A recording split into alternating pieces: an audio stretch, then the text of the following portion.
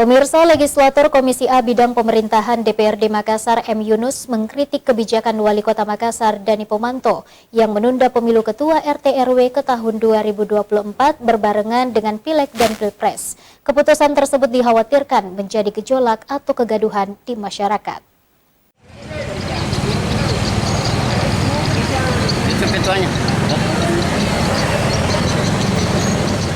Keputusan Wali Kota Makassar Muhammad Ramdan Pomanto dalam menunda pemilihan RT RW ke tahun 2024 dinilai akan menimbulkan gejolak di masyarakat.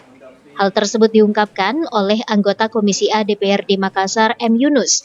Dirinya menuturkan beberapa kali telah menyampaikan kepada pemerintah kota untuk tidak melakukan penundaan pemilihan RT RW agar tidak menimbulkan persepsi dan hal lain di kalangan masyarakat.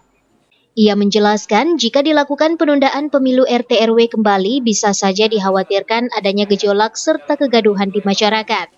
Ketua DPC Hanura Makassar menambahkan, harusnya Wali Kota Makassar tetap melaksanakan pemilihan RT RW sesuai rencana awal bulan November nanti. Tapi kalau ada penundaan lagi, yang saya khawatirkan kalau ini ada gejolak dari bawah atau kegaduhan lagi di masyarakat, kenapa mau ditunda?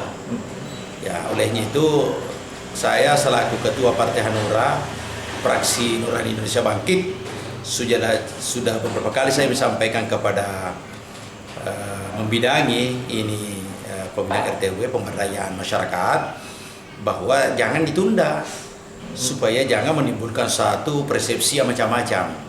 Jadi harus kita laksanakan ya sesuai dengan rencana awal, bahwa paling lambat bulan November harus kita melaksanakan namanya pemilihan RT RW. Ia menambahkan, terkait pemilihan yang menggunakan sistem e-voting diminta untuk tidak dilaksanakan karena adanya tuntutan dari masyarakat ke DPRD karena dinilai berpotensi rawan kecurangan. Ardi Jaho, Slebes TV.